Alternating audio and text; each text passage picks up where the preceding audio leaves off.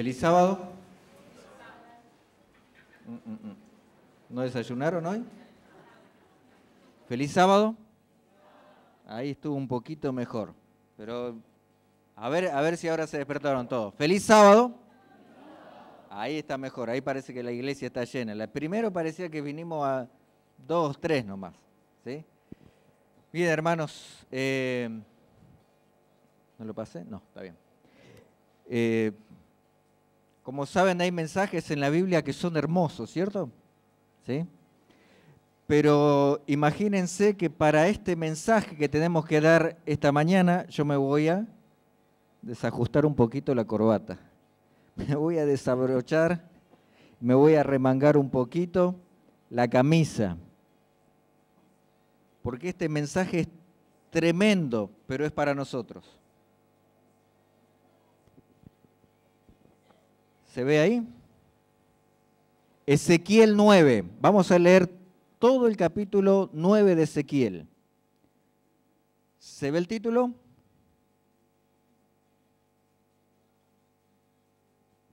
Si no, se los leo, ¿sí? ¿Lo ven? Bien, hay alguno que lo lee. La matanza de Ezequiel 9. Vamos a leer el capítulo 9 de Ezequiel, tiene 11 versículos. Y vamos a analizar eso esta mañana. ¿Quién quiere acompañarnos en la lectura?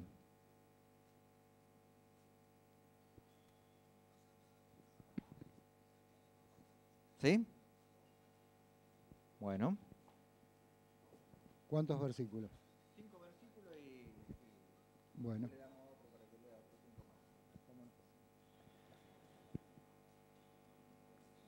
Visión de la muerte de los culpables lleva como título. Dice Ezequiel 9:1, clamó en mis oídos con gran voz diciendo, los verdugos de la ciudad han llegado, y cada uno trae en su mano un instrumento para destruir.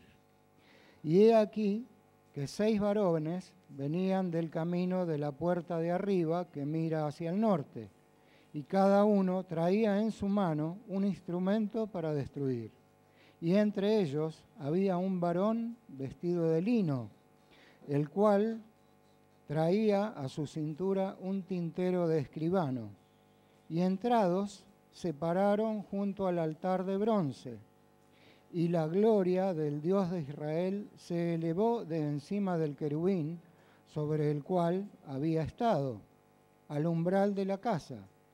Y llamó Jehová al varón vestido de lino, que tenía a su cintura el tintero de escribano, y le dijo Jehová, pasa por en medio de la ciudad, por en medio de Jerusalén, y ponles una señal en la frente a los hombres que gimen y que claman a causa de todas las abominaciones que se hacen en medio de ella. Y a los otros dijo, oyéndolo yo, pasad por la ciudad en pos de él y matad. No perdone vuestro ojo ni tengáis misericordia. Está duro hasta ahora, ¿no? Vamos a ver los otros 5 o 6 versículos.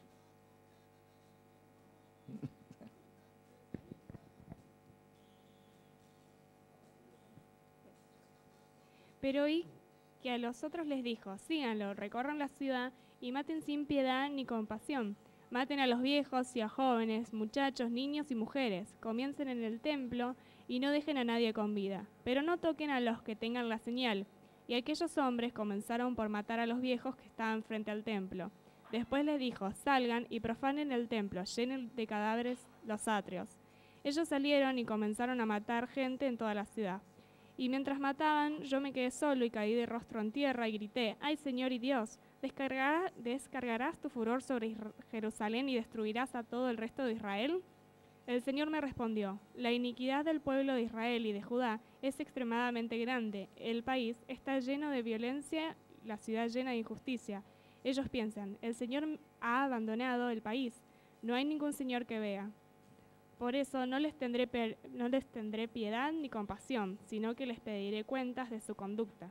Entonces el hombre vestido de lino, que llevaba en la cintura un estuche de escriba, me informó, ya hice lo que me mandaste hacer. Gracias.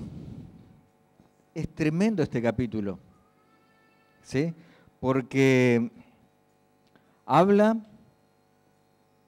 de que Dios va a exterminar. Dice, ahí uno de los versículos decía, no perdones, matad a viejos, jóvenes, vírgenes, niños, mujeres, hasta que no quede ninguno. ¿Dónde está el Dios de amor?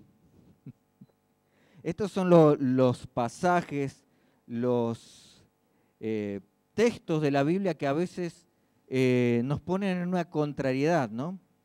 Pero cuando vamos a ver, esta es una visión, es una profecía, ¿sí? Y entonces tenemos que tomarlo como tal y analizarlo, ¿sí?, de esa manera. Vamos a ver una aplicación primaria del capítulo 9 de Ezequiel, ¿sí? La aplicación primaria que tenemos es cuando Babilonia invade, ¿sí?, a Israel.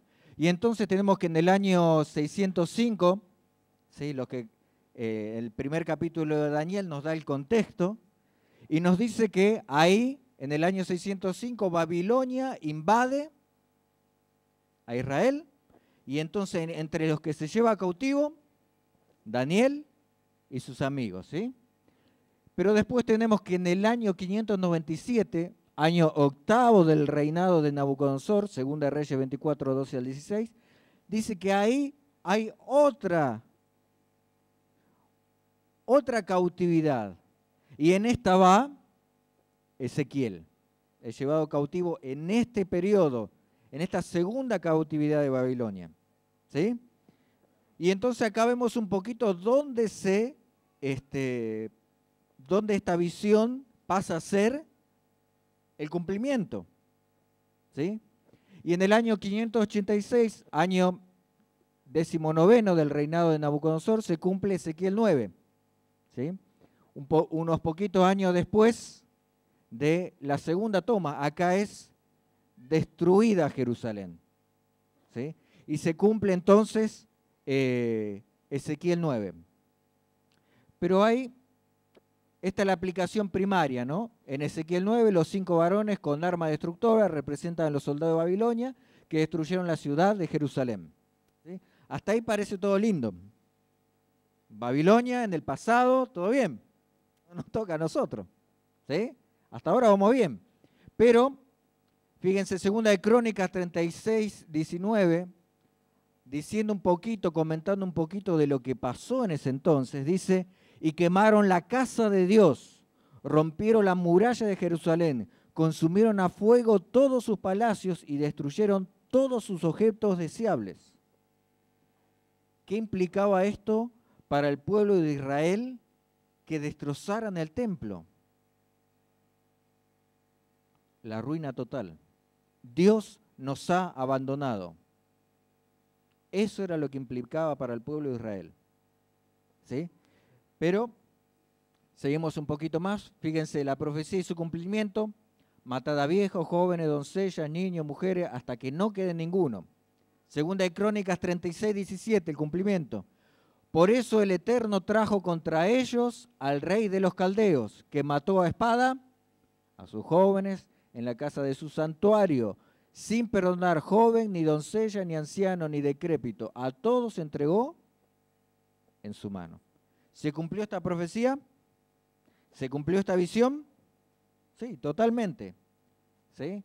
La profecía y su cumplimiento, ¿no? Ahí tenemos a los Segunda de Reyes 25, 8 al 9. A los 7 días del quinto mes, en el año 19 de Nabucodonosor, rey de Babilonia, vino a Jerusalén. Nabuzaradán, esos nombres medio raros que ponen, ¿no? Y capitán de la guardia, siervo del rey de Babilonia, quemó la casa del Eterno, la casa del rey y todas las casas de Jerusalén. No quedó nada, ¿sí? No quedó absolutamente nada de Jerusalén. Por eso, después los vemos a Daniel y a Jeremías también, ¿no? Queriendo hacer una reconstrucción de Jerusalén. ya en el próximo imperio, ¿sí? Un poquito de historia. Pero fíjense, el profeta Ezequiel confirma el cumplimiento de su profecía. En el año duodécimo de nuestro cautiverio, a los 5 del 10º mes, vino a mí un fugitivo de Jerusalén y dijo, la ciudad ha caído. La ciudad no caía mientras el templo estaba en pie. Mientras el templo estaba en pie, había esperanza. Pero cuando viene este comunicado de Ezequiel, supo que la profecía se había cumplido totalmente. ¿Sí? Entonces, fíjense, Elena de White comenta lo siguiente, lo mismo, sobre 2 Reyes 25:1. A ver, vamos, que no se nos apague esta. No sé dónde salió. Ahí está. Seguimos.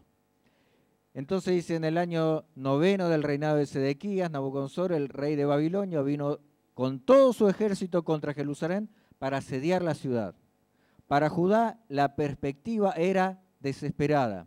El Señor mismo declaró por medio de Ezequiel 21:3, he aquí, yo estoy en contra de ti. Estamos en el horno. Dios está diciéndole a su pueblo que ahora Dios está en contra suyo. ¿Cómo es esto? La visión nos da una perspectiva de por qué Dios ahora está en contra de su pueblo escogido, de la niña de sus ojos, de quien había tenido un cuidado especial. Ahora está, el Dios Todopoderoso está en contra de su pueblo. Y entonces tenemos ahí el comentario de Profeta y Reyes, página 333. Dice, yo Jehová saqué mi espada de su vaina y no volverá más. No va a volver la espada a su vaina. Quiere decir que la sacó y la va a usar. Esto es del versículo 5 y 7 del capítulo de Ezequiel. Dice, todo corazón se desleirá y toda mano se deshabilitará y angustiaráse todo espíritu y toda rodilla se irán en aguas. Y derramaré sobre ti mi ira, el fuego de mi enojo, haré encender sobre ti y te entregaré en mano de hombres temerarios, artífices de destrucción. En otra parte de este texto dice que Jehová sacó su espada y está esperando para entregársela a alguien. Y después acá al final del capítulo dice que se la entregará, lo entregará en manos de hombres temerarios. ¿Qué es lo que hizo el pueblo de Israel? Judá pide ayuda a Egipto. ¿Sí? Los egipcios procuraron acudir en auxilio de la ciudad sitiada y los caldeos, a fin de impedírselo, levantaron por un tiempo el sitio de la capital judía. ¿Sí? Si bien estaban asediados, estaban por ser exterminados, pero pidieron ayuda a Egipto. Y entonces acá nos damos cuenta que renació la esperanza en el corazón de Sedequías y envió un mensajero a Jeremías para pedirle que orase a Dios en favor de la nación hebrea. ¿Sí? Vamos a orar todos juntos para que Dios actúe y cuide de su pueblo. ¿Quieren saber cuál fue la respuesta de Jeremías? La temible respuesta del profeta Jeremías fue que los caldeos regresarían y destruirían la ciudad. El decreto había sido dado, la nación impía no podía ya evitar los juicios de Dios. Mi espada salió de su vaina y no volverá. El juicio ya está dado, no hay vuelta atrás. ¿Sí? Profeta y Reyes también un poquito más adelante, en el momento de la destrucción final de Jerusalén por Nabucodonosor, Muchos fueron los que, habiendo escapado de los horrores del largo sitio, perecieron por la espada. Los que habían sobrevivido a este sitio que le había dado el imperio babilónico, se confiaron y cuando vino Babilonia a exterminar completamente, murieron a espada. Tremendo. Pero hay una segunda aplicación, que es, acá sí entramos nosotros. Porque cuando empezamos a ver y a buscar el contexto y en qué otros lugares se aplica Ezequiel 9, nos damos cuenta que tiene que ver mucho con nosotros. ¿Sí? Tiene que ver mucho con nosotros. Fíjense, la aplicación secundaria, literal o simbólica. Vamos a ver. Fíjense, manuscritos revelados o sueltos. Estudie el capítulo 9 de Ezequiel, ¿sí? Elena de White. Estas palabras se cumplirán literalmente. Y sin embargo, el tiempo pasa y la gente está dormida. Se niegan a humillar sus almas y convertirse. ¿Más claro? Échale agua. ¿Sí? Vamos a ver un poquito más. ¿A qué se refiere Elena de White cuando dice estas palabras se cumplirán literalmente? Porque si es una profecía, ¿cómo se va a cumplir? Ya se cumplió literalmente, ¿sí? Cuando fueron los babilonios. Pero ahora está hablando de otra cosa. Fíjense, recibiréis poder, página 254. Los testimonios mismos serán la clave que explicará los mensajes dados, a medida que se explique un texto con otro, ¿sí? Esta es la manera de poder entender los mensajes, ¿sí?, de los testimonios del espíritu de profecía. Entonces vamos a aplicar este principio y vamos a ver algunos ejemplos. Las profecías de Daniel, por ejemplo. La historia de las naciones, perdón. A ver si vuelve. Ahí está. En la historia de las naciones, el que estudia la palabra de Dios puede contemplar el cumplimiento literal de las profecías divinas. Babilonia, al fin quebrantada, desapareció porque en tiempo de prosperidad sus gobernantes se habían considerado independientes de Dios. Conflicto y valor, 250. Acá otra vez habla de qué? De un cumplimiento literal. Pero en la historia de las naciones nosotros vemos de dos maneras, como cabeza en Daniel 2 y en Daniel 7 como qué. Lo agarré dormido, ¿eh? Bien, como león, ¿sí? Como el león alado. Pero son imágenes y son visiones. Y entonces, ¿cómo acá me dice que es literal? Vamos a ver un poquito. Fíjense. Guillermo Mille, con profundo interés estudió los libros de Daniel y Apocalipsis. Vio que en la medida que se habían cumplido las profecías, lo habían hecho. ¿Sí? El símbolo es un símbolo que va a algo que va a ocurrir literalmente. ¿Sí? A eso es lo que nos viene explicando. Ahora, conflicto de los siglos 366. Que todas las diferentes figuras, metáforas, parábolas, similitudes, etcétera, o estaban explicadas en su contexto inmediato, o los términos en que estaban expresados eran definidos en otros pasajes, y que cuando eran así explicados debían ser entendidos. ¿Sí? No está hablando que va a venir el león alado ni nada de eso, ¿sí? Que va a venir el leopardo con las 4 alas. No, no, lo que está diciendo, esos son símbolos que se van a cumplir literalmente, ¿sí? Bien. Entonces, fíjense las palabras de Caifás. Su sangre sea sobre nosotros y sobre nuestros hijos. Mateo 27, 25. Estas terribles palabras fueron repetidas por los sacerdotes y también por el pueblo, en una tremenda sentencia que pronunciaron sobre sí mismos y una herencia horrorosa que pasaría a su posteridad. La única esperanza, 126. ¿Sí? Hablaron, ¿Sí? Hay otro versículo que dice, hay un dicho popular, el pez por la boca muere. ¿Sí? Y en los proverbios también dice que hasta el necio es contado por sabio, ¿cuándo qué? Cuando calla la boca. ¿Sí? Entonces acá fueron condenados por sus propias palabras, ¿sí? Caifás y el pueblo. Se cumplió también. Su sangre sea sobre nosotros y nuestros hijos. Estas palabras se cumplieron literalmente, ¿sí? En la espantosa escena de la destrucción de Jerusalén, unos 40 años más tarde, ¿sí? Cuando fue destruido Jerusalén en el año 70 con la invasión romana. Destruidos completamente.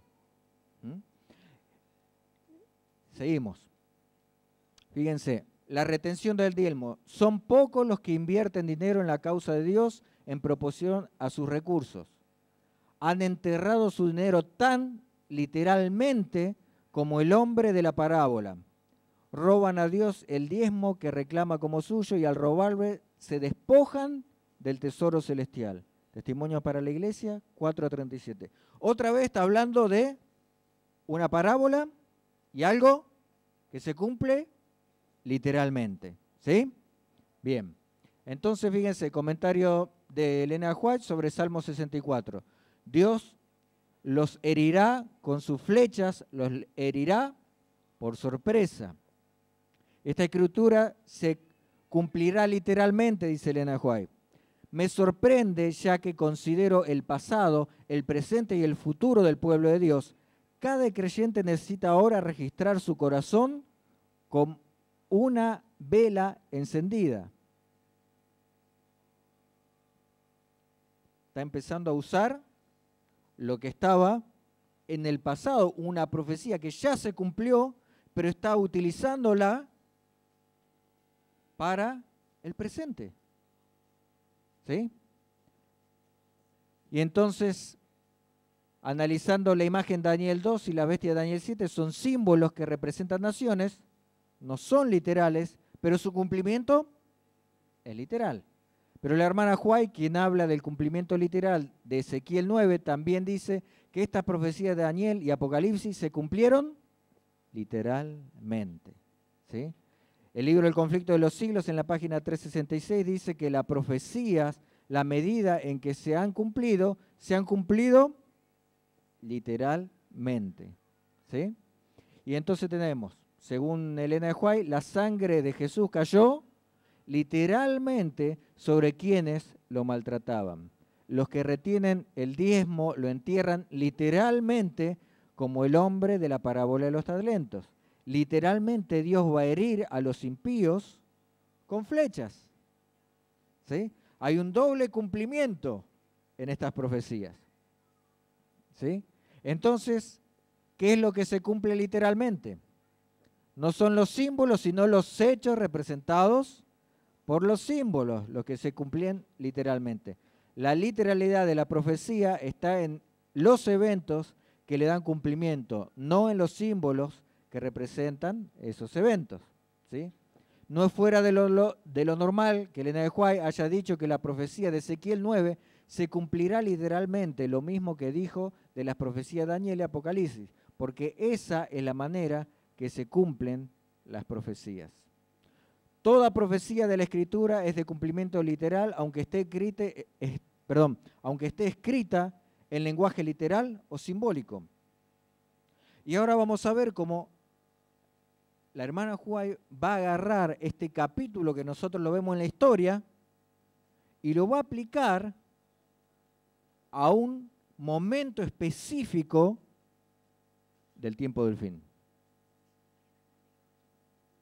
donde está hablando de que Dios va a sacar su espada y va a exterminar y va a empezar por su pueblo.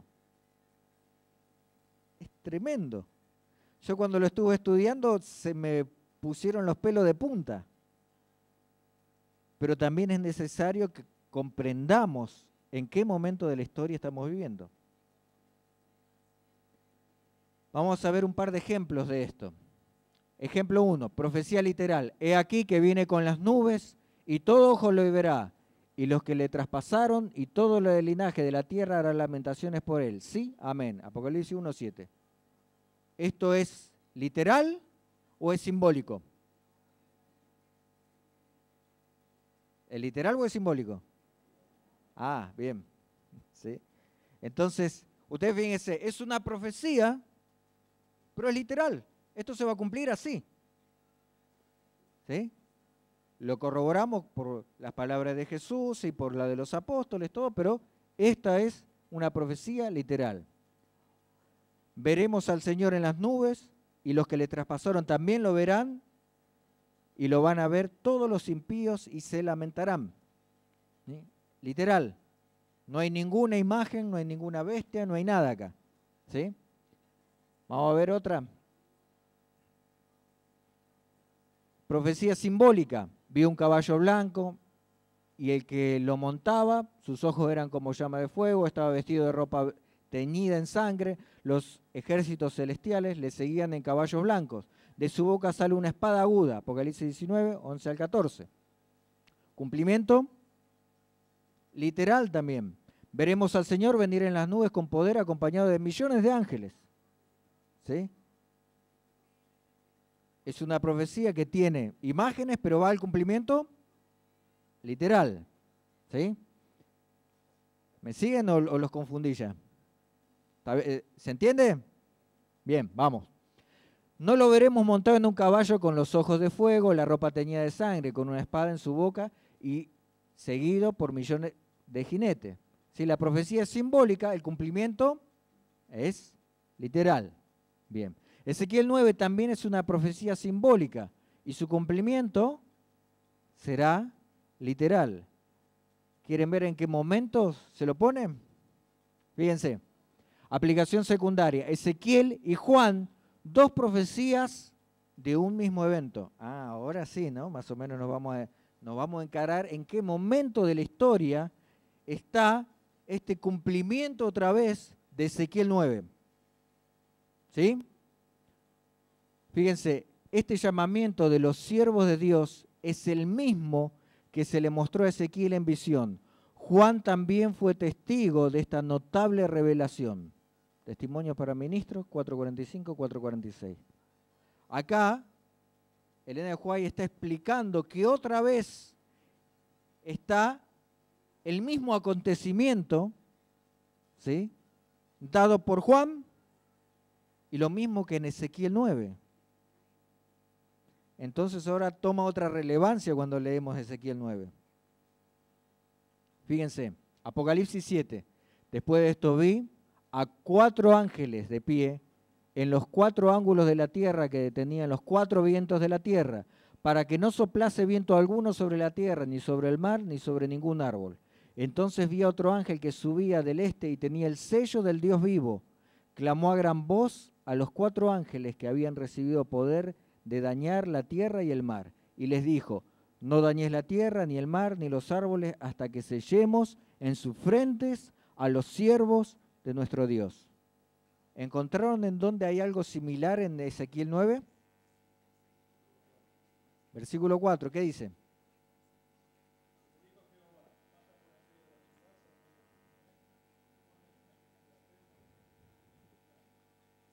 Hay una característica. ¿A quién le pone el sello en la frente? A los que gimen y claman. A los que están en comunión, en conexión y ven la realidad de lo que está pasando. Esos son los que van a ser sellados. ¿Sí? Ezequiel 9 y acá Apocalipsis 7 tienen la correlación del tiempo. Entonces, vamos a ver la comparación de estas dos visiones entre Juan. Fíjense, ¿quién pone el sello? Ezequiel 9 dice, varón vestido de lino, que tenía la cartera de escribano, le dijo, pasá por la ciudad, ¿sí?, como leímos recién. Y Apocalipsis 7, entonces vi a otro ángel que subía del este y tenía el sello. Es un mensajero de Dios que va a poner el sello. Bien, fíjense otro paralelismo. ¿A quiénes se les pone el sello? En Ezequiel 9, a los hombres que gimen y claman. Y Apocalipsis 7, a los siervos de nuestro Dios. Fíjense en qué momento de la historia está poniendo esto. ¿Sí? ¿En qué momento de la historia está poniendo esto? ¿Dónde se pone el sello?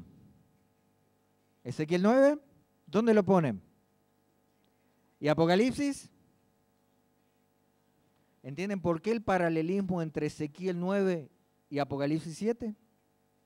Fíjense, la hermana Juárez está diciendo que habla de lo mismo. ¿Quién realiza la destrucción? En Ezequiel 9 los verdugos de la ciudad han llegado y vi 6 hombres que venían por la puerta superior del norte. Y en Apocalipsis dice que son 4. ¿Cuál es la diferencia? Se lo dejo de tarea porque está la diferencia ahí, ¿sí? ¿Por qué son 4 y son 6 en el otro? Hay uno que tiene algo en el bolsillo, yo no sé cómo hace, ¿no? Porque dice que tiene tintero de escriba en la cintura, yo no sé cómo hace para escribir, ¿sí? Pero así dice Ezequiel. Bien, fíjense, instrumento de destrucción, Ezequiel 9 nos dice que el instrumento destructor está en su mano, ¿sí? Que cada uno traía en su mano un instrumento para destruir. Y Apocalipsis 7 dice, los 4 vientos de la tierra, para que no soplasen viento alguno sobre la tierra, ni sobre el mar, ni sobre ningún árbol. ¿Sí? Entonces acá dice que es un viento, acá dice que es un viento y acá dice que es un instrumento que está en las manos, no dice qué es. Dice que es un instrumento para destruir. Pero también ¿de quién viene esa destrucción?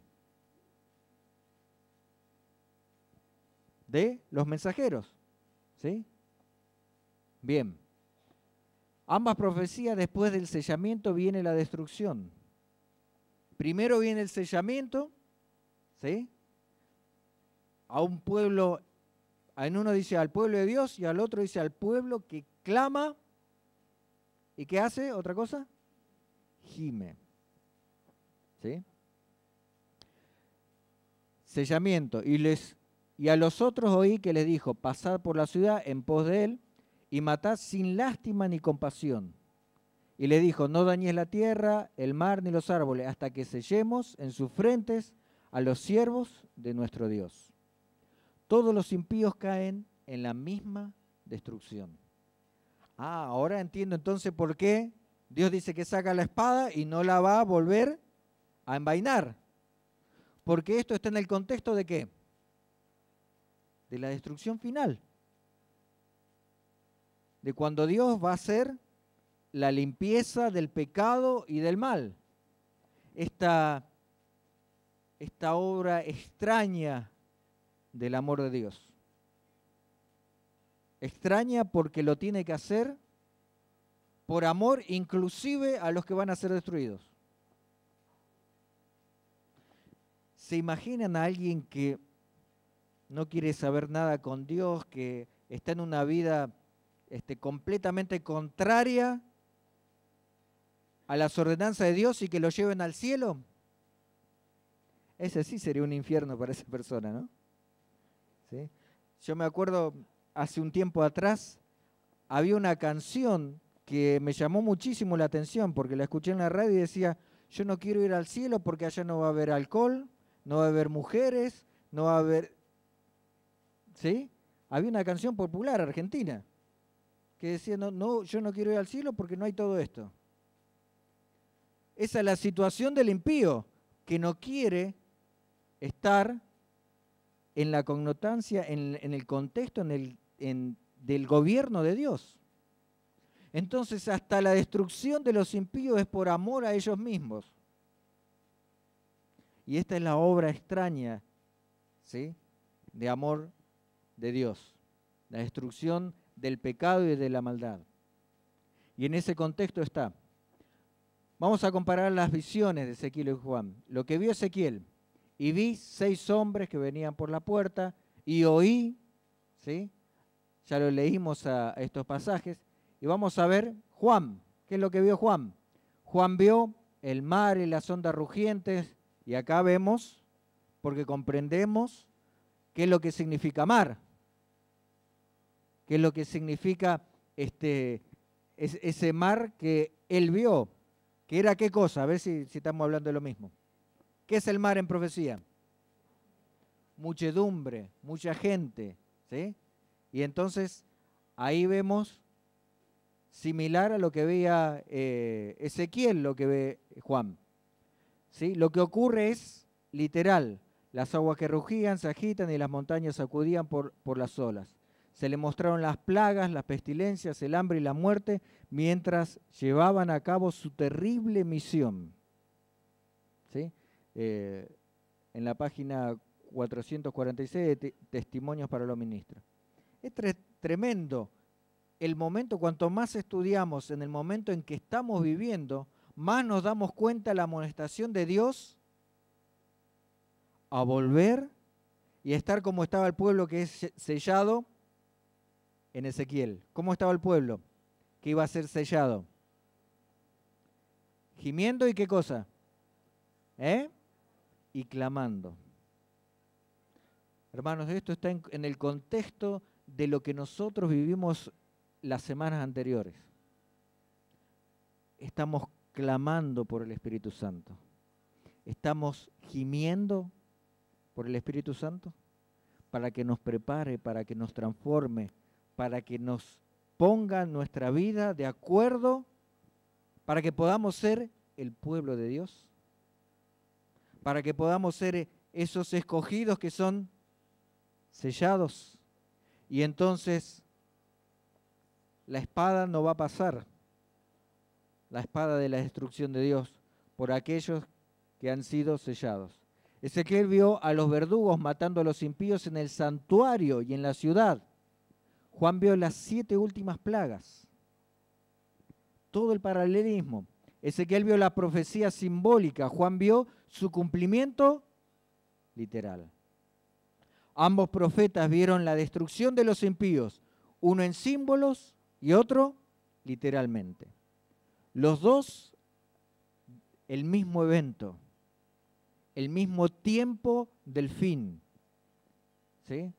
Ezequiel 9 y Apocalipsis 7 son dos profecías sobre un mismo evento. Ambas profecías se refieren a un solo sellamiento del pueblo de Dios y a una sola destrucción de los impíos.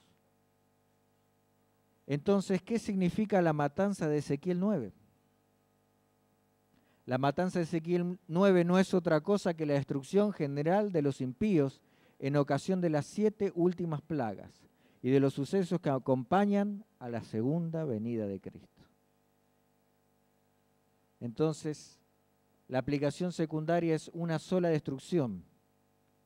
El Señor ordena a sus mensajeros, los hombres que tienen las armas de matanza en la mano, pasad por la ciudad, matar viejos, mozos, vírgenes, niños, mujeres, hasta que no quede ninguno. Y comenzaréis por mi santuario. Y nosotros sabemos que el juicio empieza por ¿dónde? Por la casa de Dios. ¿Sí? El juicio, a ver quién puede estar sellado o no, empieza por ¿dónde? Por el pueblo de Dios. Empieza a haber esa separación que Jesús dice que son de un lado que están los carneritos y del otro están los corderos. Empieza a haber esa separación. Y acá hay una frase conocida hace un tiempo, dice, ¿de qué lado estás? ¿Estás gimiendo? ¿Estás clamando para que Dios haga ese cambio en tu vida, en mi vida? Para estar preparados, para ser dignos de ese sello.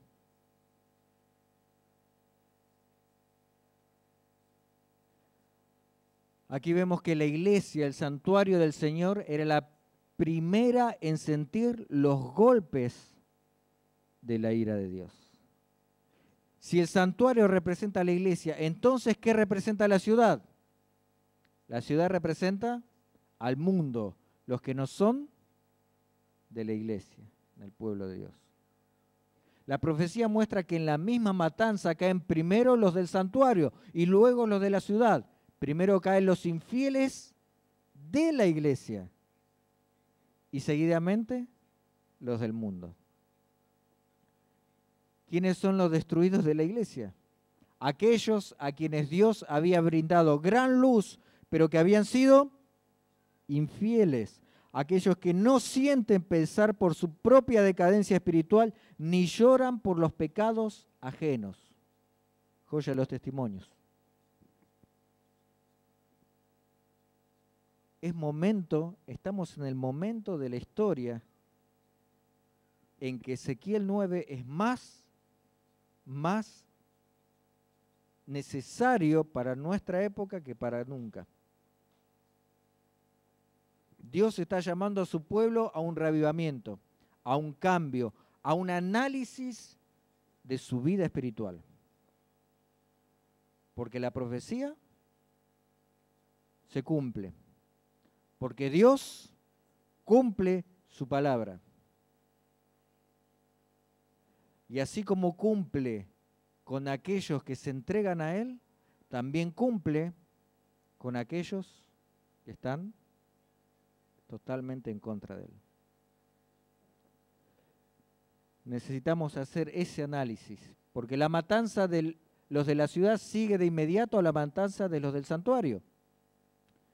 Y los otros oí que les dijo: pasad de la ciudad en pos de él, matad sin lástima ni compasión. Y les dijo: contaminad la casa, llenad los atrios de muertos, id. Así salieron a matar en la ciudad. Tan pronto como mataron en la casa, el templo, salieron a matar en la ciudad.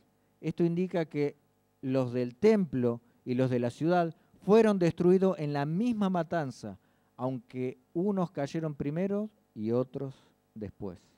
Unos son destruidos primero que otros, pero en la misma destrucción. ¿Se acuerdan en Apocalipsis donde dice: el lago de fuego para quién fue preparado? Para el diablo y sus ángeles. No fue preparado nunca la destrucción final para los seres humanos. Dios nunca quiso destruir al ser humano. Ese lago de fuego, de destrucción, estaba preparado para Satanás y sus ángeles. Pero siempre hay alguno que se quiere sumar al grupo. Esperemos no ser nosotros. Fíjense, Elena de Juárez dice: los infieles que están en la iglesia caerán en la destrucción general de los impíos, representada por la obra de los hombres que llevaban armas. También de Joya de los Testimonios. En este texto, Elena de Juárez confirma que todos los impíos caerán en la misma destrucción. Hay quienes piensan que la visión de Ezequiel no corresponde con la de Juan porque, al compararlas, encuentra que algunos símbolos y detalles de la profecía no son idénticos. Pero en la Biblia se usan diferentes profecías con diferentes símbolos para representar una misma realidad. ¿Sí? Unos pequeños ejemplos: Babilonia, Medo-Persas, Grecia y Roma, en Daniel 2 como metales, en Daniel 7 como bestias. ¿Sí? Las 10 naciones en que se dividió Roma están representadas en Daniel 2 por los dedos y en Daniel 7 por cuernos. Distintos símbolos, lo mismo en lo literal. Daniel 7, el papado es representado por el cuerno pequeño, ¿sí? Y en Apocalipsis 13 es representado por la bestia que surge del mar. Símbolos diferentes, detalles diferentes, pero literalmente el mismo imperio. Ahí están los ejemplos. Entonces, la aplicación secundaria de la profecía de Ezequiel 9 es una ilustración, una figura. En el tiempo del sellamiento de los 144.000 que han de subsistir sin defecto delante del trono de Dios, sentirán muy profundamente los yerros de los que profesan ser hijos de Dios. una ilustración, una figura. Esto lo expone con mucho vigor la ilustración que presenta el profeta acerca de la última obra bajo la figura de los hombres que tenían sendas armas destructoras en las manos. Testimonio para la iglesia. La matanza general de todos los que no ven así el amplio contraste entre el pecado y la justicia está descrita en la orden dada a los 5 hombres con armas. Otra cita más. Nótese esto con cuidado. Los que reciban la marca pura de la verdad desarrollada en ellos por el poder del Espíritu Santo y representada por el sello del hombre vestido de lino son los que gimen y claman a causa de todas las abominaciones que se hace. ¿En dónde? En la iglesia. Es una amonestación específica para la iglesia. Es una amonestación específica para la iglesia. No es para el mundo está haciendo abominaciones. Es tremendo. Su amor por la pureza y el honor y la gloria de Dios es tal y tienen una visión tan clara del carácter excesivamente pecaminoso del pecado que se los representa agonizando, suspirando y llorando, pero la matanza general de todos los que no ven así el amplio contraste entre el pecado y la justicia está descrita en la orden dada a los 5 hombres con armas.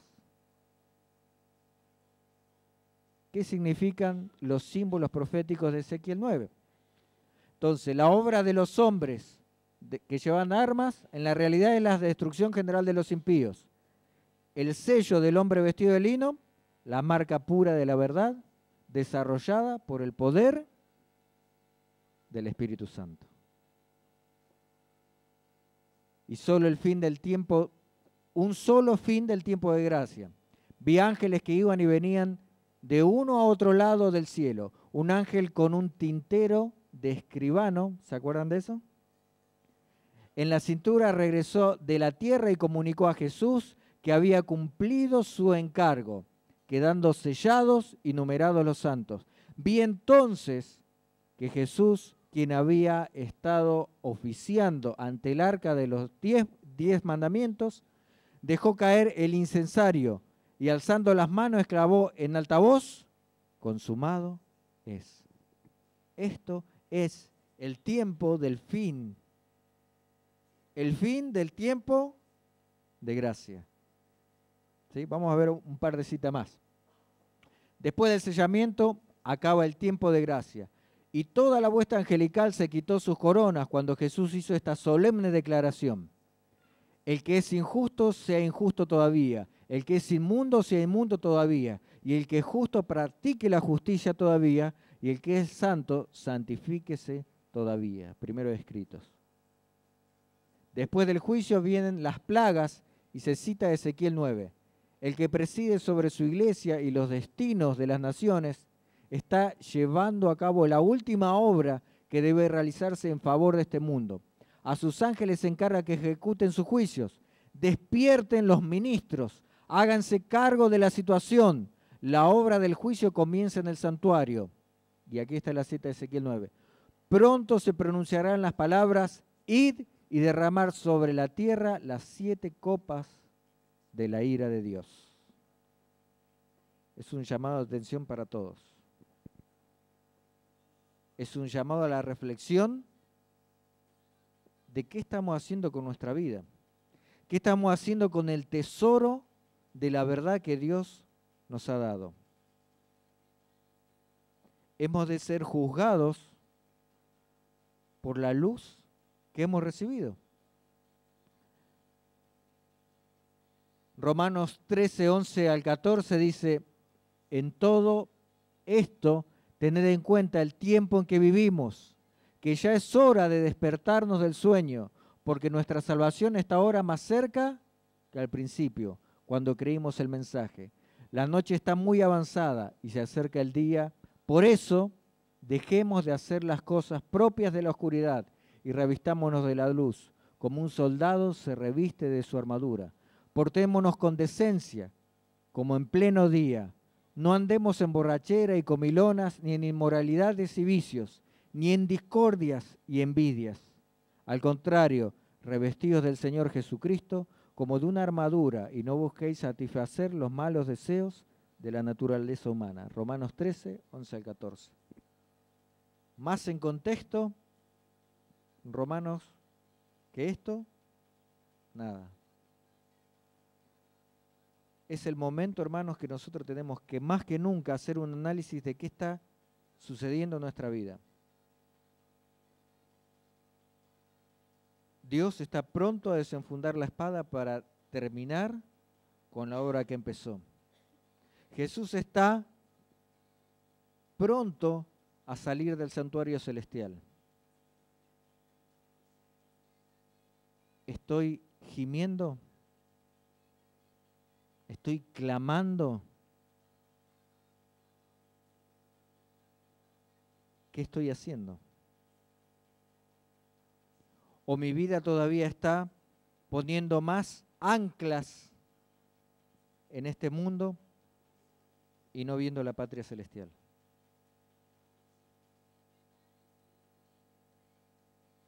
No hay tiempo. No hay más tiempo. Este es el momento donde más tenemos que rogar a Dios para que transforme nuestras vidas, para que nuestra vida sea realmente la de un hijo de Dios. La amonestación es para la iglesia. La amonestación es para aquellos que conocen la verdad. Pero conocer la verdad no es lo mismo. Satanás sabe bien quién es Dios. Satanás sabe todo el plan de Dios, pero no quiere estar del lado de Dios. Que nuestra vida, a partir de estos momentos que tuvimos, semana de oración, 10 días de ayuno y oración, que todo esto sirva para motivarnos a volver y a hacer lo que tenemos que hacer. Nuestros cultos familiares, nuestro culto personal, nuestra devoción, para prepararnos por sobre todas las cosas para el encuentro con Jesús. Este es el momento. Este es el momento. Ya pronto se ve que va a aparecer esa nubecita oscura en el cielo. Jesús viene pronto. Y esto es más cierto hoy que nunca.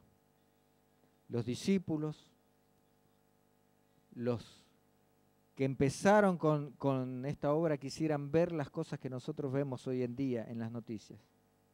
Porque son todas señales de que Jesús viene pronto. Jesús viene pronto. Hay algunos que están despiertos todavía. Hermanos, me llamó poderosamente la atención esta interpretación y por eso quería compartirla con ustedes. Es el momento en que nosotros como iglesia tenemos que despertarnos y ponernos en conexión con el cielo. Desarraigar todas esas cosas que nos atienen y nos retienen en este mundo para realmente poder ser llevados al cielo. Que Dios nos fortalezca para que esta amonestación sea una realidad en la vida de cada uno de nosotros, para que podamos decir como el profeta que este es nuestro Dios, a quien hemos esperado y Él nos salvará. Que Dios les bendiga.